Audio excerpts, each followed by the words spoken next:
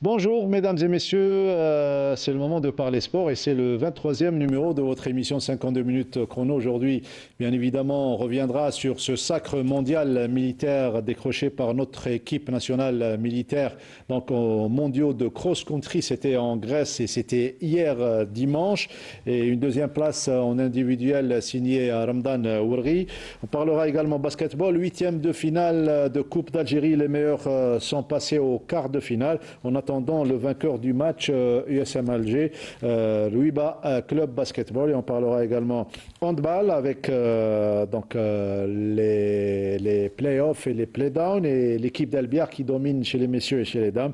Et on reviendra sur les points importants de la conférence de presse du président de l'Association des comités nationaux olympiques africains, M. Mustapha Barraf, qui a eu lieu donc vendredi soir. Tout cela avec toute l'équipe de 52 chrono. Et aujourd'hui, nous avons le plaisir de recevoir un habitué à 52 chrono. Il s'agit du docteur Ghalaimi Abdelrahman, qui est médecin fédéral à la Fédération algérienne handisport, qui nous fait le plaisir d'être parmi nous. Bonjour Monsieur Ghalaimi et surtout Sahar Mdanek, Sahar Torek. Voilà, merci d'avoir accepté notre invitation. Merci Mokhtar, c'était un honneur d'être parmi l'assistance et d'assister à cette émission 52 chrono. Donc moi je dirais Sahar Mdan, le peuple algérien et aux musulmans dans le monde entier. D'une manière générale, merci d'avoir accepté notre invitation. En tout cas, vous avez multiples casquettes, ancien basketteur, ancien sportif, vous avez touché, accompagné surtout plusieurs fédérations dans le domaine médical. On va en parler et ça tombe bien puisque la pratique du sport en mois de Ramadan, vous allez nous donner votre avis en compagnie de notre consultant Badardine Belhadjouja. Badro, bonsoir. Bonjour. Bonjour Mokhtar, bonjour Sid Ahmed et puis bienvenue à notre cher ami Monsieur Ghalaimi, docteur connu sur la scène nationale et internationale. Et puis un grand coucou à nos chers téléspectateurs, j'espère qu'ils seront nombreux. Qui sont sportifs de plus en plus, donc ils suivent nos programmes, ils se dirigent vers la pratique du sport. Et c'est notre second but, ajouté au but de l'information. Sid Ahmed Bouraïb. Bonjour. Bonjour plutôt. Ravi d'être ce 52 chrono, comme chaque lundi. Voilà, c'est parti pour moins d'une heure de temps, une cinquantaine de minutes. On va revenir sur l'information nationale et internationale. Tout d'abord, des infos et de l'actualité, surtout de M. Ghalaimi au niveau de la Fédération algérienne handisport. Oui, c'est que la prise en charge de l'handisportif est lourde et donc oui, la prise en charge. Le domaine médical est important. Le médical est important, il y a tout un staff qui est autour des équipes nationales parce qu'elle est pluridisciplinaire. Oui. Et puis, en plus de pluridisciplinaire, chaque discipline a des échanges internationaux. C'est ça le plus important, c'est ça la charge de travail. Effectivement... ça fait plus d'une vingtaine d'années que vous êtes avec ça fait dans le plus domaine. de 25 ans. 25 ans, très bien. J'ai clôturé 25 ans après les Jeux paralympiques. Très bien. Donc, c'est-à-dire que le niveau de l'handisport a atteint ce niveau sur le plan mondial. La fédération est d'être au diapason de cette envergure. Effectivement, il faut des moyens pour aussi. C'est vrai que l'État donne les moyens, le ministère de la Jeunesse et du Sport donne des moyens. Mais il faut plus de moyens. Parce que la problématique pour l'handisport, si tu veux, tu axes par exemple la vitrine de l'handisport, c'est l'athlétisme qui ramène des médailles. Mais leur discipline te dit donne-moi les médailles, moi je vais ramener, donne-moi des moyens, je vais ramener encore des médailles dans d'autres disciplines. Tu ne peux pas passer outre cette discipline. Ouais. Tu vas léser cette discipline. C'est pour ça qu'il faut donner des moyens, plus de moyens. Et bien sûr, avoir, c'est un appel peut-être, au moins, comme on dit, on a donné au club de football des partenaires et des sociétés, d'avoir deux partenaires importants. Pour le handisport. Pour l'handisport. Ouais. Parce que tu as beau, oui, la fédération, les membres, les sympathisants de l'handisport, chacun fait de son plein gré pour aider, tout ça, mais il reste insuffisant. Et en plus, elle n'est pas planifiée parce qu'il peut t'accompagner aujourd'hui, demain. Mais si tu fais un programme avec des sociétés, un programme à long terme, on peut arriver quand même à avoir plus de médailles. Plus de qualifiés, puisqu'on rappelle en 2024 à Paris, sur les 26, il y avait 20 athlètes.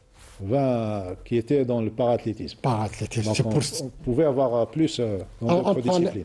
C'est une bonne question. On prend un exemple. Brahim Gendous, qui était avec le paracanoë, qui participait, donc il a demandé de participer, il n'était pas avec les valides. Oui. Il était, donc c'est une fédération spécialisée, donc il est rattaché à cette fédération, parce que tu ne trouves pas beaucoup d'athlètes. Oui. Mais il a fait ses compétitions en parathlétisme au nom de la fédération du sport. Oui. Il a été qualifié, il a été vice-champion du monde, Oui. et puis il a été aux Jeux paralympiques, il a été médaillé d'or Au canoë, oui. en paracanoë. Paracanoë. Donc, vous voyez un peu, il y a des disciplines Il y a des ouvertures, oui. et des ouvertures. En plus, le paracanoë, il y a des grandes nations. Oui. Il faut des moyens, il faut des fleuves, il faut du matériel. Donc, Là, vous parlez de moyens, mais je ne vais pas dire que le dossier le plus épineux au niveau de la Fédération d'e-sport, c'est surtout la difficulté de gérer les classifications et les mises à jour. Donc, là, déjà pour faire comprendre les athlètes, déjà, il y a beaucoup de champions qui perdent leur classification par rapport justement à cette mise à jour. alors, il faut savoir aussi que l'IPC, l'instance du Comité paralympique international, il fait toujours des recherches. Ils ont des staffs médicaux qui font des recherches. Parce que la philosophie de l'IPC, avec les instances des différentes disciplines, I2WBF, ORD, basketball, l'IPSAT, les jeux, les trucs visuels et tout ça, il rappelle à l'autre qu'il faut qu'un dossier médical, il faut des examens. Parce que leur philosophie, c'est quoi? Il faut que les athlètes partent à chance égale. Voilà.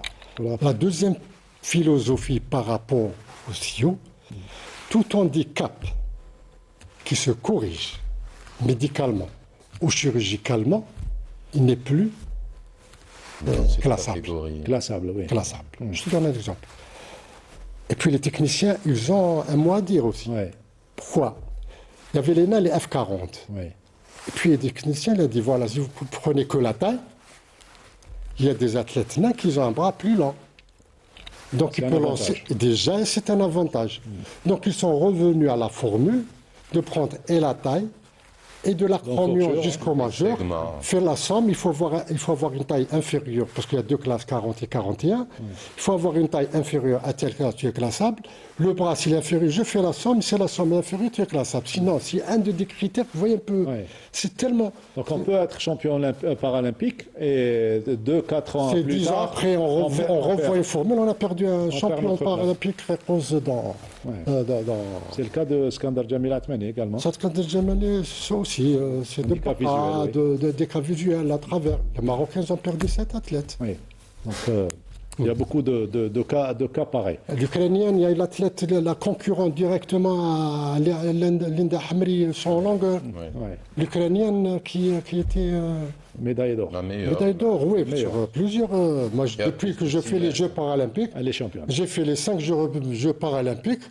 D'office, tu as l'Ukrainienne et après. Voilà, c'était juste pour un petit peu montrer la difficulté de la commission médicale au niveau de cette fédération algérienne en e-sport, qu'on les salue tous bien évidemment pour leurs efforts. On passe à l'actualité, vous allez prendre part avec nous à cette actualité, elle est importante et surtout à plus d'un titre puisque nos militaires ont décroché la première place au championnat du monde de cross-country militaire, c'était en Grèce hier dimanche, grâce à la deuxième place de Warghi Ramdan. On va voir les images. Hicham Bouchicha, 4e. 5e, Abdouch Youssef. Et 9e, El Hadi Lamch. Commentaire, Bedro? Bah écoutez, toutes mes félicitations à cette équipe. D'abord, Saïd Ahmim. félicitations. Oui, on voit Saïd Ahmim sur la photo, qui est Entraîneur. grand entraîneur de cross-country et de fan aussi, d'athlète de fan. Donc ce résultat est venu conforter ce qu'on avait dit sur l'institution militaire d'abord. C'est du sérieux, c'est une, si vous voulez, institution qui travaille d'arrache-pied et puis elle est organisée. Voilà ce qu'on veut de nos structures. C'est-à-dire, si on prend l'exemple de cette institution militaire, bah écoutez, les clubs doivent s'imprégner de cette institution pour pouvoir avancer mieux. Toutes mes félicitations à l'institution militaire, toutes mes félicitations aux athlètes qui ont glané la première place par équipe et une deuxième place individuellement. Et puis aussi toutes mes félicitations à Ahmed Saïd qui a été un grand entraîneur depuis déjà quelques années. Sid Ahmed, vous avez couvert le championnat d'Algérie civil à Tizi Ouzou, et ce sont pratiquement les mêmes. Ouarghi Hicham Bouchicha, Ouarghi est le champion d'Algérie, donc c'est lui qui a gagné. Oui, tout à fait. C'est lui qui avait gagné à Tizi Ouzou. Et on voit bien, Mokhtar, que c'est un travail de longue haleine. D'ailleurs, après les challenges, on nous disait, à nous les journalistes, que l'objectif c'était ces championnats du monde en Grèce. La Grèce, c'est presque le même climat. Donc on a bien préparé cet événement et on a mis ces challenges comme étape de préparation à ces championnats du monde et le résultat est là, bravo à eux. Alors, tout en suivant, bien évidemment, bravo, vous l'avez dit, Sid Ahmed Bouraïb, tout en suivant les images de la course, ainsi que des belles images aériennes, ensuite le podium de l'Algérie. À chaque fois qu'on gagne un titre, c'est l'occasion de rendre hommage à Amir Hassan Al-Amari, puisqu'on est habitué à des titres mondiaux. Avec lui, avec Amir Hassan, il y a eu plusieurs titres. Il y a eu Habchaoui qui a été champion du monde en individuel, Abdelnouz, Bounour, etc. Et la clique. Et la liste est longue. Je m'excuse si je ne peux me souvenir de tous les noms. Également, mais l'Algérie avait, et grâce au cross, l'Algérie avait de grands coureurs de 5000 mètres et 10 000 mètres sur piste. Vous voyez sur image la nature du terrain, si vous voulez. Maintenant, ce n'est plus les montées, les côtes, etc. C'est du plat. C'est du plat, c'est du gazon. C'est la nouvelle tendance du cross mondial, si vous voulez, de haut niveau. Et voilà, donc encore une fois, toutes mes félicitations à cette équipe qui a honoré l'Algérie. Voilà, on allait voir l'arrivée justement, l'Algérien qui rentre en deuxième position. Félicitations, vous l'avez dit, Bdaldim Belhadjouja. Le sport militaire se porte bien, c'est toujours porté bien, donc on reflète cette consécration mondiale en Grèce. Effectivement, donc félicitations à l'instance militaire, à mon ami Ahmed Saïd que j'ai fait avec lui les championnats d'Afrique junior en Éthiopie, aux athlètes aussi. C'est-à-dire, voyez un peu, quand on parle, quand on parle de militaire l'instance, c'est-à-dire il y a une discipline et un moyen. Parce qu'il ne faut pas être dans les 5 étoiles. Ouais. Il faut avoir une bonne literie, des conditions d'hébergement confortables, une diététique et nutrition, des moyens de récupération. Les résultats vont suivre. Ça donne rapidement des résultats. En plus, c'est une planification à longue haleine. Tu fais un objectif. Tu donnes à une équipe 2-3 mois et tu commences à préparer à 2-3 mois. Moi, j'étais à Paris pendant je faisais le diplôme de médecine du sport. Il y avait les Jeux olympiques de 2012. Pendant les fins d'année, les fêtes d'année, l'entraîneur de gymnastique n'a pas voulu prendre de congé, c'est-à-dire 3 jours de repos, ça retentit sur la préparation.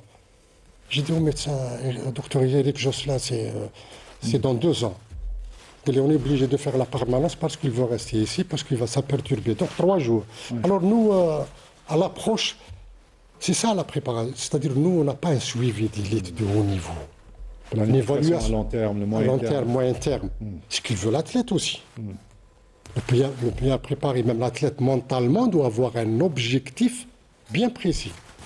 Et c'est ça que... On revoit les belles images. Oui. Victoire. C'est vrai que j'allais poser la question qu'il y a un changement, parce que moi j'ai fait 2 championnats d'Afrique, 2 championnats de cross-country, un championnat du monde en Chine et un championnat au Cameroun d'Afrique.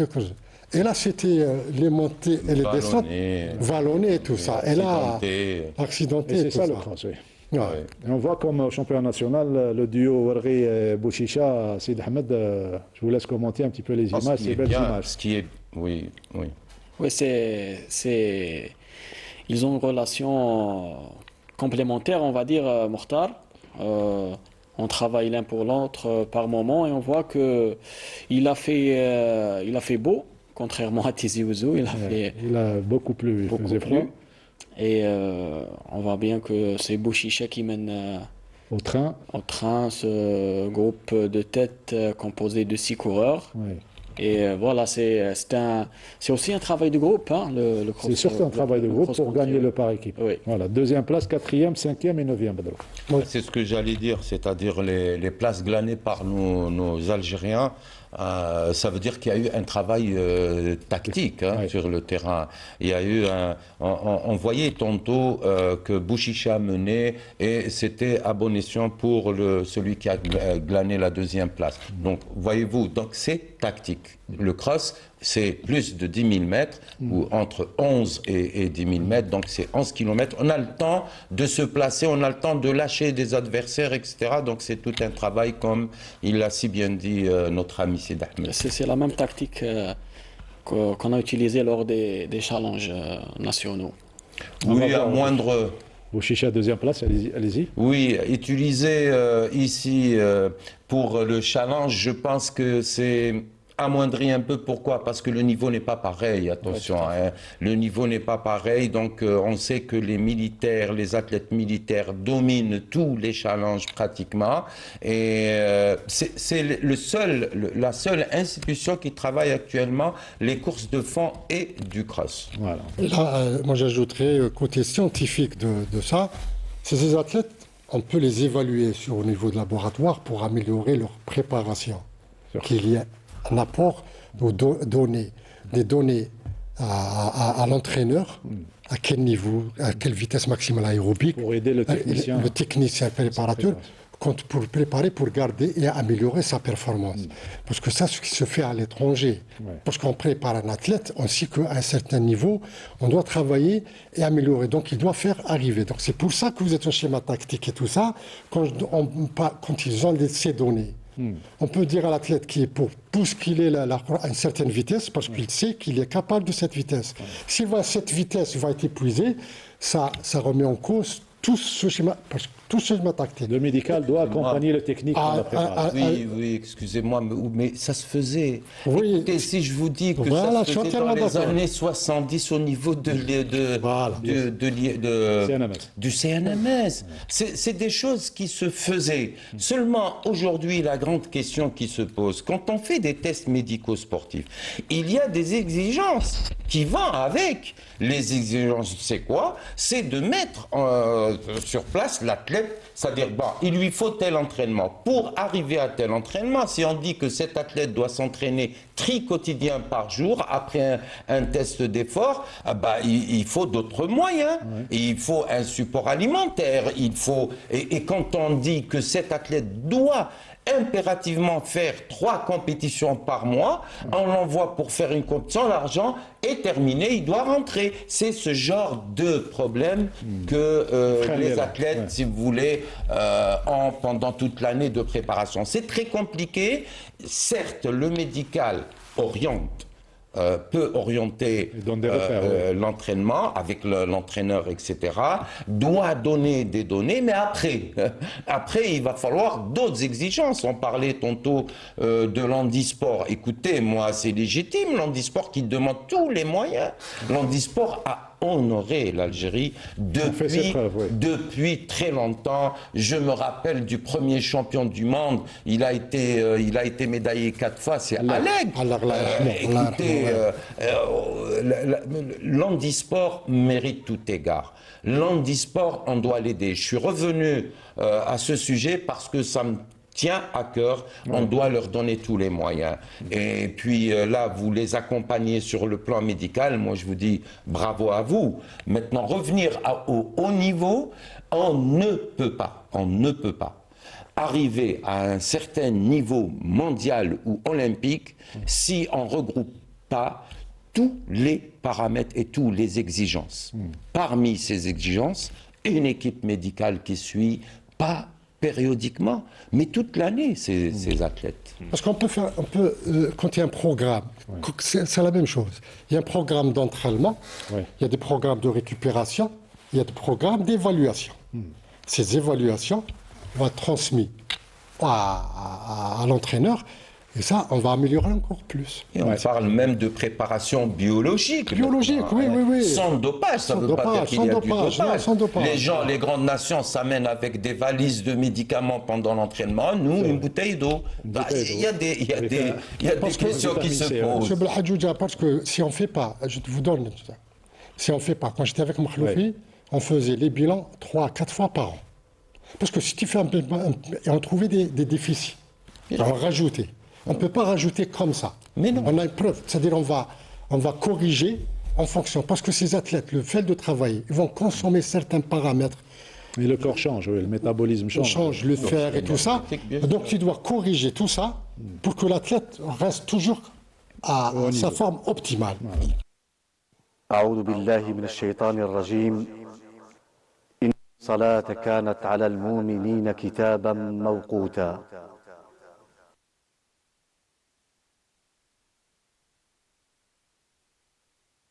الله أكبر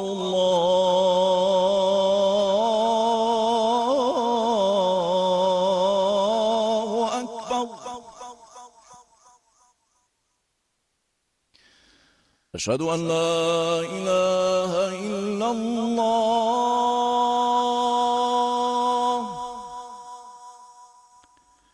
أشهد أن لا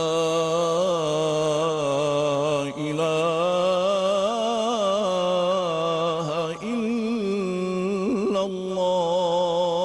الله أشهد أن محمدا رسول الله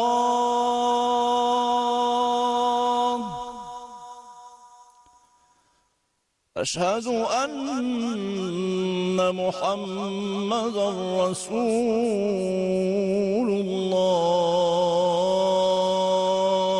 الله حي على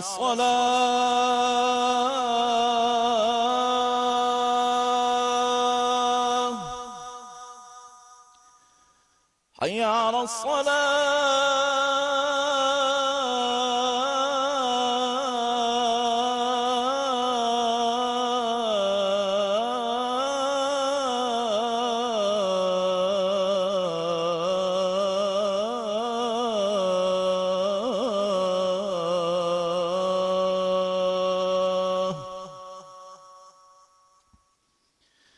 حي على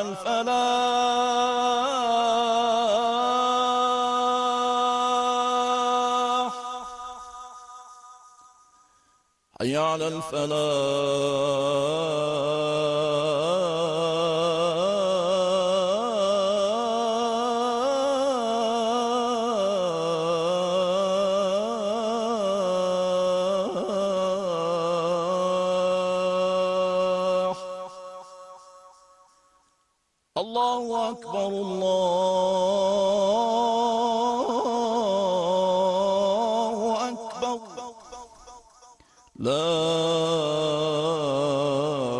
إله إلا الله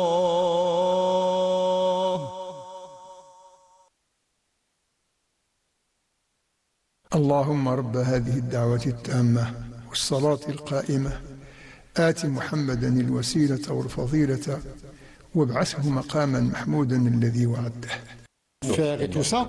Donc tu dois corriger tout ça pour que l'athlète reste toujours à sa forme optimale. Il peut donner à l'entraînement. Voilà, donc vous aimez le basket certainement, vous avez pratiqué le basket à J'ai joué Boufari. quand même 10 ans en National 1, j'ai fait 5 ans, je crois, à Vous étiez Boufari. champion, je crois, avec Boufari. C'était l'année où j'ai fait un pass parce que je préparais, j'étais 97, ouais. 87. 87. 87.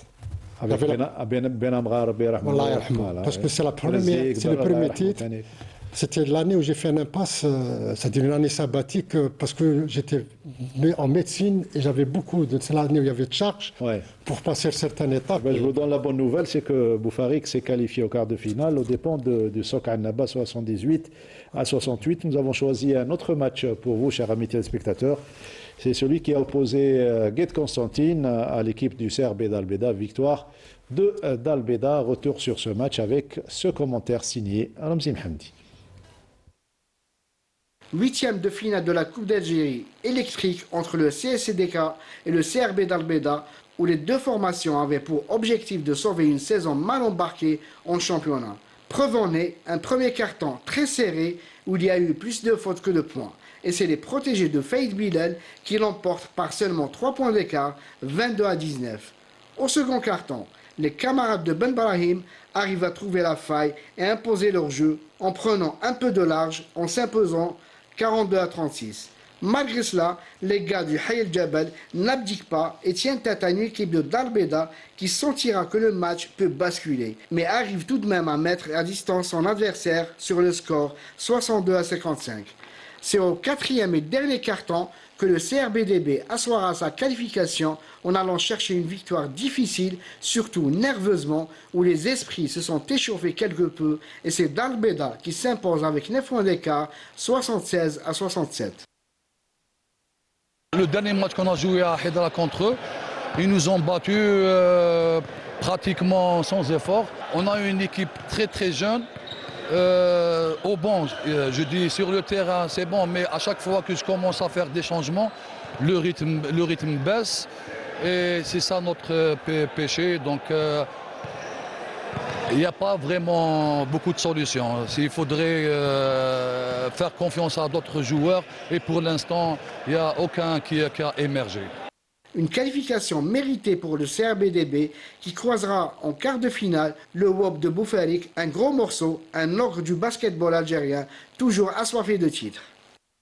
Vous avez raison de dire que c'est un ogre du basketball algérien, l'un des plus titrés, que ce soit en Coupe d'Algérie ou bien en championnat national. Les résultats complets de ces huitièmes de finale, le CRB d'Albeda, vous venez de le voir, qui a battu et éliminé donc Jessel Khassantine à 76 points à 67. Victoire et qualification du CS Tlemcen logique face à l'USM Blid à 66 à 46.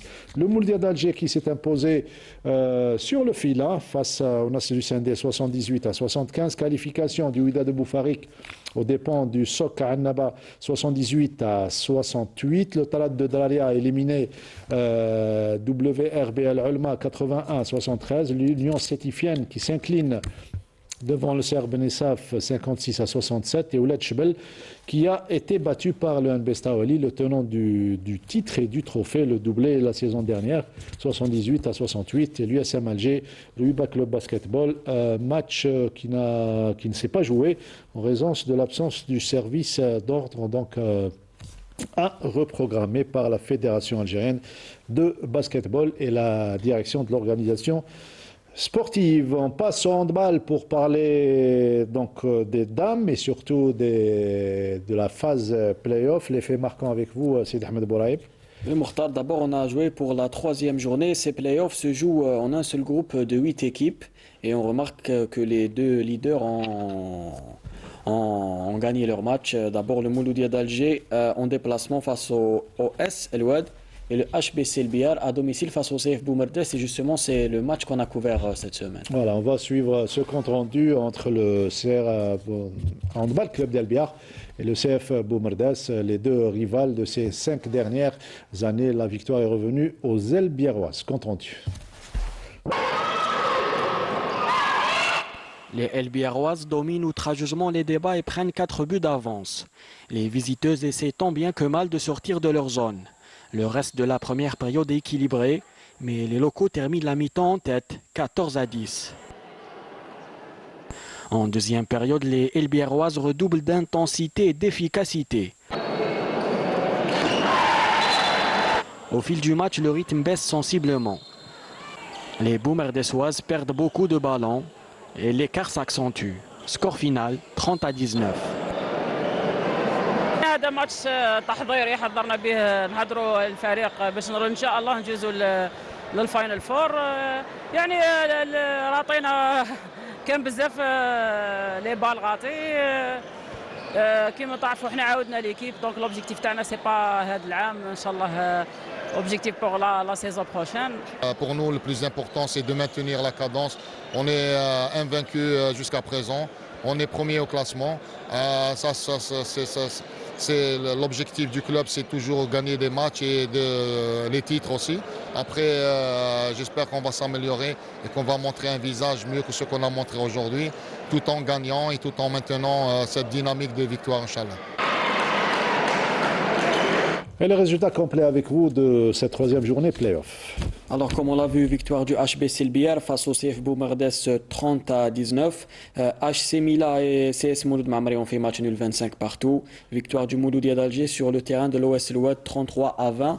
Au classement, ça nous donne HBC Elbiar avec 8 points, suivi du Mouloudia d'Alger 6 points, alors que le NRF Constantine ferme la marche avec 0 points. La pratique masculine, il y avait une mise à jour pour le groupe A et 13e journée pour le groupe B. Pour le groupe A, il y avait un seul match, OM Annaba, Olympique El Oued, match nul 22 partout, alors que pour le groupe B, on remarque que comme chez les femmes, le HBC Elbiar domine ce groupe.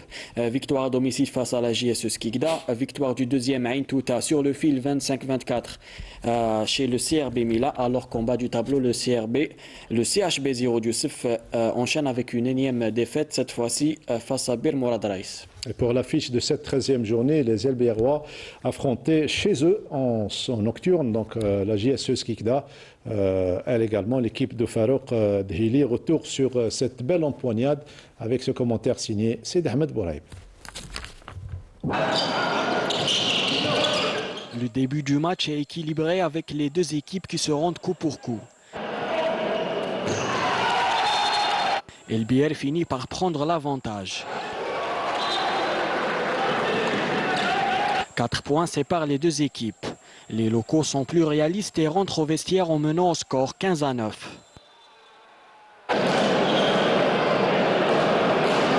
En deuxième période, les visiteurs tentent le tout pour le tout. Ils réduisent l'écart un tant soit peu, mais finissent par s'incliner 29-24.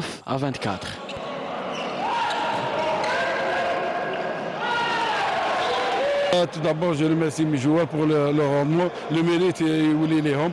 On était vraiment solide en défense. Maintenant, il reste un match. Alhamdoulilah, on a assuré la première place. Maintenant, il faut travailler sérieusement pour rentrer dans les playoffs, Inch'Allah, dans des bonnes conditions, Inch'Allah, avec la confiance. شفتوا كانت نديه، كانت مباراه مليحه، اللاعبين لعبوا. احنا لو بوان نوار سي لي طرو دراتيف مع الجارديان بيت. هضرنا كثير فرص يعني مع الحارس. هذا الشيء اللي ما يخليكش يعني تفوز، واعطى شويه كونفيونس الفريق تاع البيار. Mais dans l'ensemble, on a une partie, on a trouvé des solutions, mais à ce niveau-là, il faut être plus efficace. C'est un système physiologique تاعهم دركا مع l'adaptation ما فيش نلعبوا احنا على 11 تاع الليل ولا. احنا اليوم لعبنا الماتش اليوم اللي بروغرامي لو 27. بصح كمل لو 28. ديجا من ناحيه لا ريغلومونطاسيون ديجا ما موالفينش نلعبوا في الوقت هذا. جو سوي با اونترا باش نجيستيفي مي بالك مع اللاعبين ما تاقلموش مليح مع الفواياج مع الواحد سي ديفيسيل في رمضان. هذا اللي شفنا كي تعود انسان كي يعود جوار فاتيغي sur le plan physique il peut pas être sur le plan l'efficacité يكون ناقص شويه تسمى تاثر مباشره على الافيكاسيتي تاع الجوار. احنا اليوم on n'a pas été efficace وهذه هي النتيجه صار في الريزلت لا فينال تاع. Docteur, on vient d'écouter Farouk Dhili se plaindre un petit peu de la difficulté de pratiquer du sport durant le mois sacré. C'est vrai, notamment pour les sportifs d'élite. Donc, plus du voyage. Alors, plus du voyage de Skikda. Déjà, le jeûne, c'est une contrainte pour la performance. Donc, c'est une chose. Donc, il y a les alliés. Donc, il faut qu'il y ait un bon timing de planification d'horaire, de compétition par rapport à... Et encore. Et encore. Parce que c'est vrai, tu vas faire. D'après, il y a des compétitions à 23h. Donc il y a aussi le sommeil aussi. Le sommeil réparateur. Parce qu'il faut voir les. On ne voit pas que d'avoir bien hydraté et la glycémie. Est-ce que le temps est court, hein? Je me réjouis, docteur, vous allez dans le même sens. Je disais ça fait quelques semaines, mais les gens m'ont taxé d'autres choses. Bravo à vous. Donc ce qui fait, il y a... Et pour le sport individuel, c'est x5. Hein? Oui, c'est pour ça que c'est vrai, oui. Quand le sport collectif, chacun compense. Il y a un côté génétique, il y a un côté chacun comment on gère et tout ça. Mais si on ne fait pas la période de sommeil importante. Parce qu'il faut savoir une chose, il y a toutes les études qui ont montré que la première partie de la nuit, c'est là où l'athlète récupère. Les athlètes se blessent souvent parce qu'ils veillent, pensent en dormant à minuit et ils vont faire la grasse matinée jusqu'à 10h du matin. C'est faux. Là, je vous ai dit, on a suivi un peu les athlètes de haut niveau, les footballeurs en particulier. Ces derniers temps, on a remarqué que certains athlètes jouent à un âge avancé. Et dans des compétitions, pas en club. Coupe du Monde.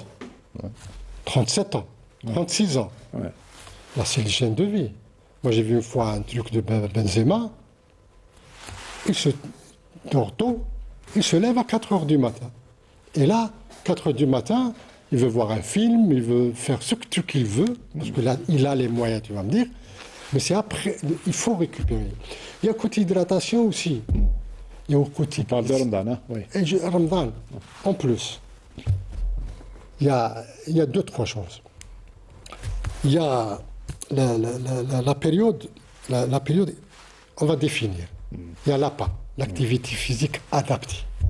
Quand on a une pathologie, on fait une activité à visée thérapeutique pour faire baisser ses glycémies, pour brûler ses graisses, pour améliorer sa performance. Il y a l'activité physique. Là, on n'a aucune pathologie. Pour on les fait une sédentaires. activité physique pour ça. Il y a aussi l'activité sportive. Là, c'est la compétition, la performance. On ne peut pas demander à un on revient. Pourquoi dans certains championnats de football, l'arbitre siffle sur règlement et pour que les athlètes musulmans qui font rien pour rompre le jeûne? Ouais. Il y a aussi, Pour éviter... il y a aussi le risque. Parce que on préconise une certaine activité physique modérée pour garder une forme. Il faut faire que le central. Parce qu'on a deux cœurs. On a le cœur central, mais on a le cœur périphérique qui sont là, c'est les muscles. C'est au niveau de l'unité mitochondriale qu'il y a oxydation ADP en ATP.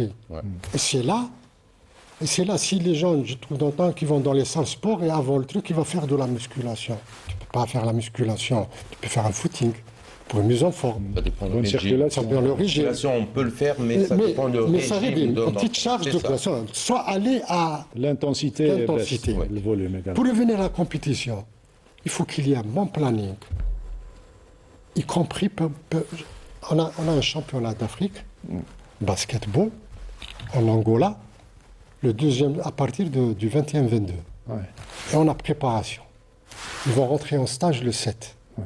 On va faire un travail pour essayer de faire le tout pour qu'il y ait une bonne préparation. Parce que si l'athlète va prendre le maghreb, il va manger, il va s'entraîner, il va grossir 2h, 3h du matin pour aller prendre son sport, puis aller dormir. Ils prennent une chose, ils vont perdre d'autres choses. Donc il faut qu'ils dorment, il faut se réveiller, surtout que maintenant c'est à 5h30, je crois. Donc ils peuvent... Ils peuvent donc... Il y a C'est complexe. Ouais. c'est Complexe, Tu me il faut dis être oui. sérieux et bien mis... Donc, Oui, l'athlète, quand il prépare ça, tu peux gérer à ta manière. Mais il y a une contre-performance. On ne peut pas avoir la performance Qu'il faut. optimale. La deuxième chose, il y a un risque de blessure aussi. Quand on se déshydrate, il y a les tendinopathies, les élongations, les déchirures. Est-ce qu'il y a un plan de réhydratation assez? Donc c'est pour ça, après Suhoor, tous les sportifs doivent voir un programme bien défini et autre chose. Tu peux pas être... Ils ne sont pas tout le temps en stage, ils vont chez eux. Est-ce que tu vas contrôler son c'est sommeil? pas le même régime, oui. Est-ce que tu vas contrôler ça comme en va stage, s'appliquer? Est-ce qu'il va prendre son repas, le deuxième repas, pour récupérer? Est-ce qu'il va prendre des sucres lents pour la journée? Donc il y a toute une problématique que, d'ailleurs, durant le championnat d'Afrique 2019, quand l'équipe nationale de football était, on a fait des tests. Cette évaluation, c'était bien, objectif bien fixé, une demi-heure avant de rompre le jeûne. Comme ça, dès que tu termines le test, tu es en face directement, tu commences à hydrater, tu sais plus comme ça. Je termine avec ça, on peut faire une hypoglycémie, pas pendant l'entraînement. On l'a fait après. Parce que le muscle qu'on va travailler, il va consommer du glucose pendant 18 à 24 heures. Donc il faut passer à sucrer plus après. Après les 24 heures. Après l'exercice. Il faut penser à ça. Ouais. Donc c'est complexe et c'est pour ça que de grands champions, les grands champions algériens, au moment du carême, donc ils ne font pas le carême tout simplement, ils se rattrapent juste après pour récupérer ces jours qu'ils ont. Excusez-moi, Mortal. Dire ils font pas le carême, non. Si c'est une compétition régionale, c'est-à-dire à caractère arabe, je dis qu'il y a des Jeux Olympiques, il y a des championnats du monde. Mais ils peuvent jeûner parce que pratiquement toutes les nations c'est selon la compétition font qui la même coïncide chose. avec la période. Donc ils partent à égalité. Par contre, quand on parle des Jeux Olympiques ou des championnats du monde d'une discipline donnée, ça diffère, oui. Là, c'est toute la différence. Écoutez, on ne peut pas mettre Donne une un de exemple. chevaux et une autre de chevaux, une sans essence et l'autre avec essence, et on va dire qu'ils vont arriver en même temps. Ce n'est pas vrai. Je vais un exemple. Je vais vous donner un exemple. Moi, j'ai eu affaire à ça plusieurs fois. Et là, j'étais obligé de passer. Je t'ai dit, j'étais membre de la fédération. Puis il m'a dit, médecin, sur le plan médical, je t'ai dit, mais je ne suis pas religieux pour te dire, fais-toi pour te dire, est-ce qu'il fait carême ou pas? Parce que l'athlète, il va me dire, docteur, toi, vous êtes médecin, mais moi, islam, din, ta'im. On a fait une lettre aux affaires religieuses par rapport à toi. Et l'athlète, on avait une finale, une demi-finale. Louis Samir qui était, comme on disait, haut la main, avoir la médaille d'or. Le lendemain, et en plus c'est le lendemain, une finale. Et le Polonais, qui n'était pas un concurrent direct, c'était derrière Louis Samir pour s'accrocher.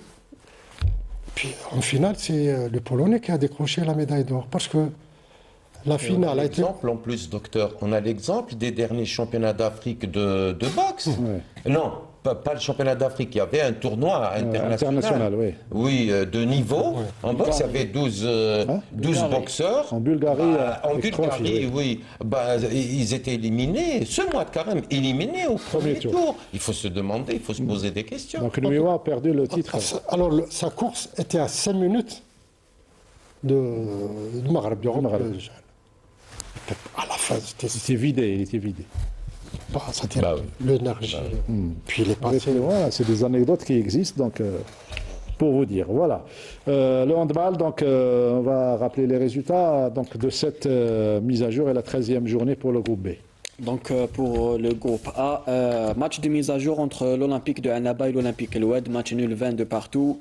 Pour le groupe B, on a joué pour la 13e journée, victoire du HBC Elbière, comme on l'a vu face à la GSU Skikdam 29-24.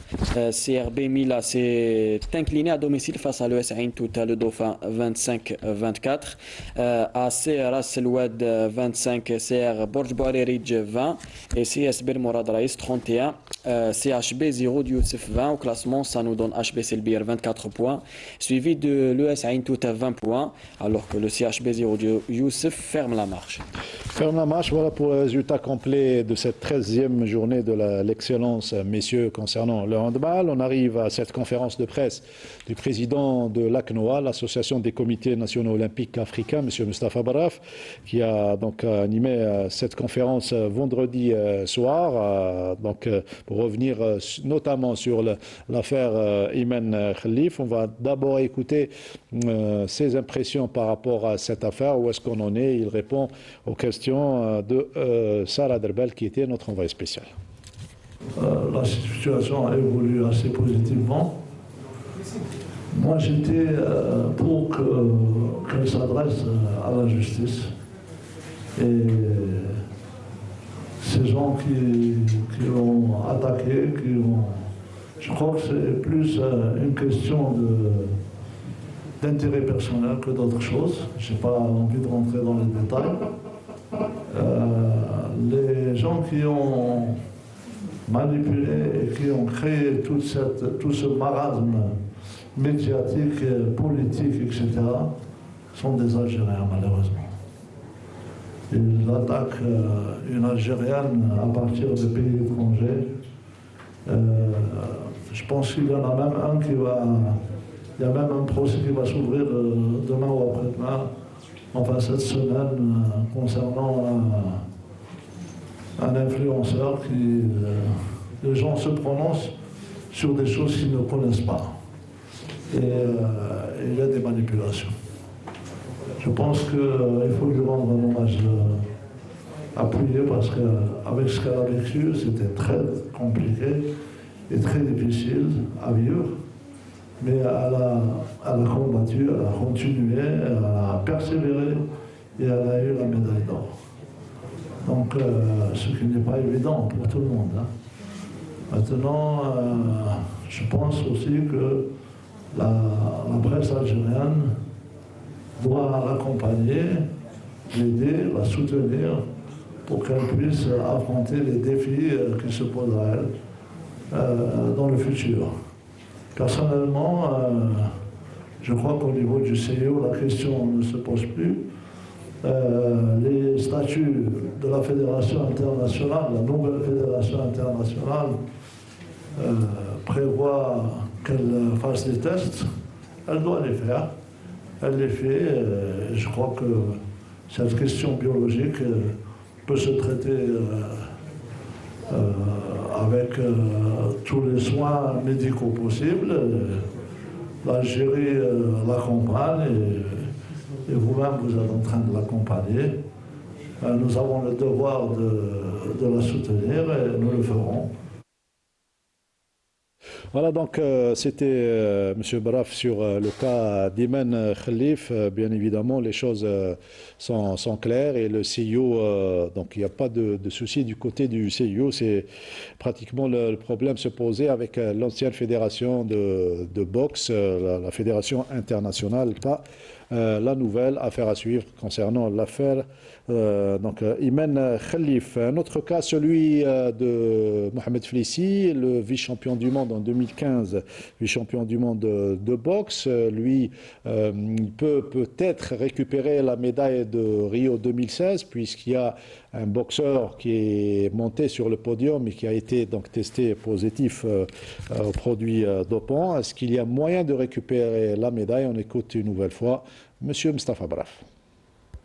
Bon, maintenant, on est en train le comité olympique algérien a fait un courrier pour demander une révalorisation de la médaille par rapport à Flissi.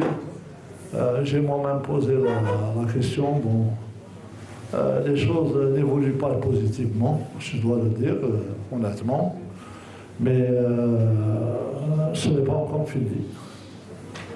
Ce n'est pas encore fini, on verra. Il y a un nouveau directeur des sports au CIO.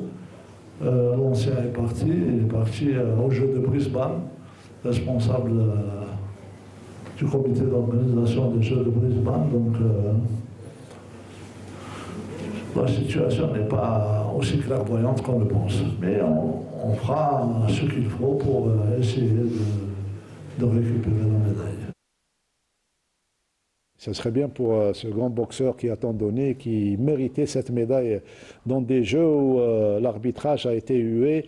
Et même le président de l'époque de Thomas Bach, il avait pratiquement quitté la salle et juste après il y avait 11 arbitres. Carrément un scandale, il faut le dire. Il y avait 11 arbitres qui ont été suspendus à vie, absolument. Juste après les Jeux de Rio. Donc ça serait bien que Flissi récupère une médaille, il le mérite amplement et puis il faut qu'on le défende noblement. Il ne faut pas rougir quant à aller vers ces structures, défendre fortement, fortement ses droits. Parce que c'est son droit, ça devient un droit, parce qu'il y a eu des dopages, des cas de dopage dans sa catégorie, donc il va falloir récupérer cette médaille, c'est sans dû. Voilà.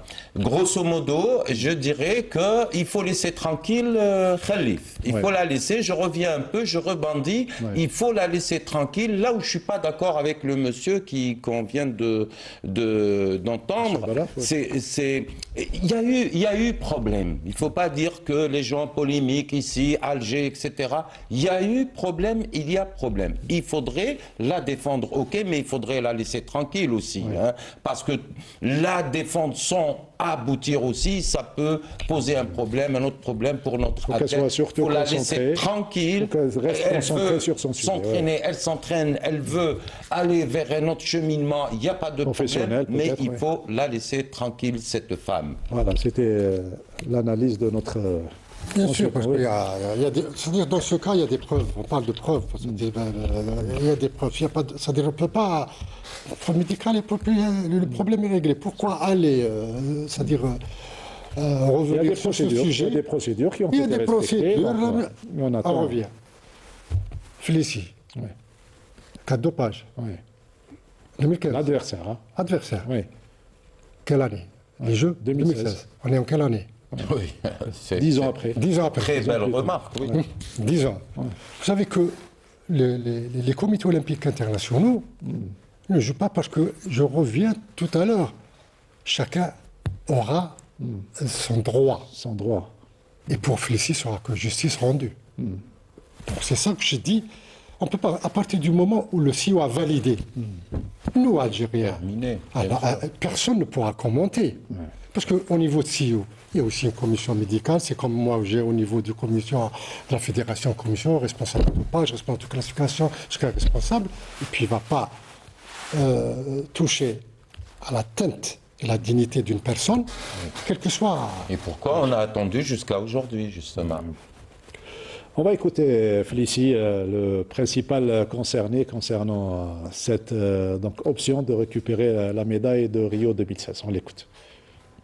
وسبقته في الندوه الصحفيه اللي قدمها السيد رئيس اللجنه الافريقيه السيد مصطفى براف على المشاكل تاع الميداي اولمبيك ان شاء الله انه كون ما لقيتش كيما يقولوا كون ما لقيتش لابورت اوفر كون ما لقيتش الباب مفتوح ما نقدرش ندخل في غمار مع اللجنه الاولمبيه الدوليه على الحوار على الميداي الاولمبيه.